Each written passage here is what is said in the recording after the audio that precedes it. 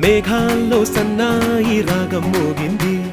మేళాలు తాళాలు వినరండి సిరికి శ్రీహరికి కళ్యాణం కానుంది